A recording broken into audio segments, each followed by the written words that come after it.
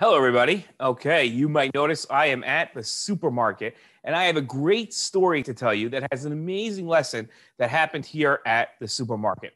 Okay, there were two friends. One friend was named Moshe, and one name was Avraham. Okay, they would grow up to be great rabbis. But Moshe and Avraham came to a store just like this to go shopping.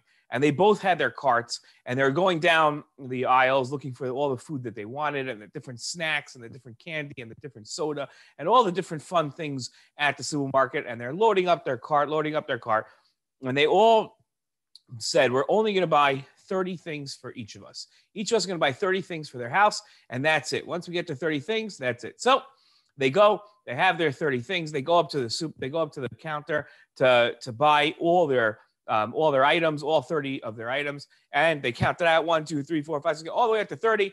They pay for the items, they leave. Okay, great. And the same things. They each bought a can of tuna fish, and they each bought a loaf of bread, and they each bought a thing of ketchup, and a thing of mustard, and some deli, and some fish.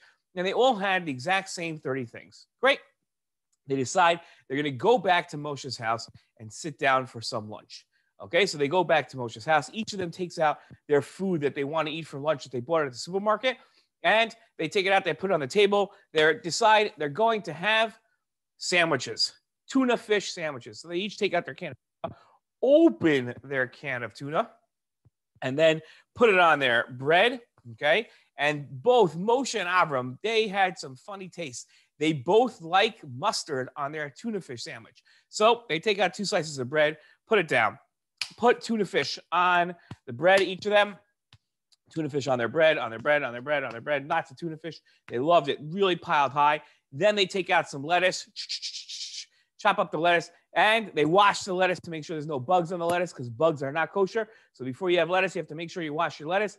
And they wash their lettuce to make sure there's no bugs on their lettuce. And then they pile it up on top of their tuna fish. And they've got a piece of bread, a big pile of tuna, lots of lettuce, and they said tomato. Okay, so they go into their bags in the supermarket, take out each of them 1 tomato, chop up the tomato, slice it up, slices on top. Okay, great. And they both like, you ready for this? Mustard on their tuna fish sandwiches. So they take out the other piece of bread that's going to go on the top of the sandwich and put on mustard. Take out a knife, spread the mustard on so it's nice, and put it on top of the sandwich. Great. They go, they say, okay, now we have to wash Anot Yesodayim. So they go to the sink, they wash an Anot Yesodayim, and make the berachah. They dry their hands, they sit down, they make a hamotzi with a lot of kavanah and eat their sandwich. And they're loving their mustard, tuna, lettuce, tomato sandwich. Delicious. Okay? They make sure to say a Dvar Torah at the table, because you always have to say a Dvar Torah at the table. And what Dvar Torah do they say? Moshe turns to Avram and says, Avram, why don't you say a Dvar Torah? So Avram says, I would love to say a Dvar Torah. So they sit down and say a Dvar Torah, and Avram says, let me tell you Dvar Torah.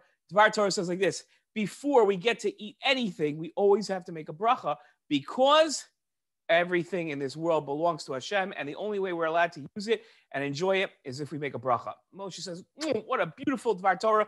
That Dvar Torah was more delicious than my tuna fish mustard sandwich. Wow, Avram says. Okay, glad you like the Dvar Torah. Great. They sit down, and Avram looks down into his bag and sees something strange. A chocolate bar. There's a chocolate bar in the bag.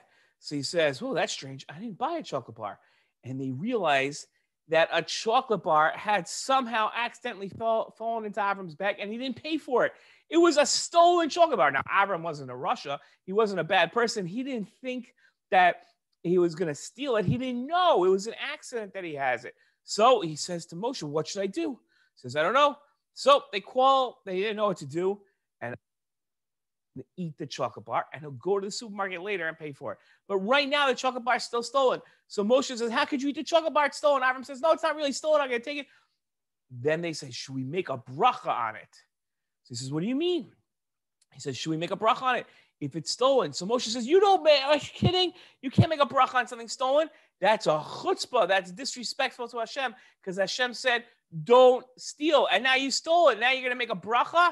And Avram says, but Hashem said that before I eat anything, I also have to make a bracha. So I'm about to eat, so how can I not listen? And that was their argument. In the end, they decide, you know what?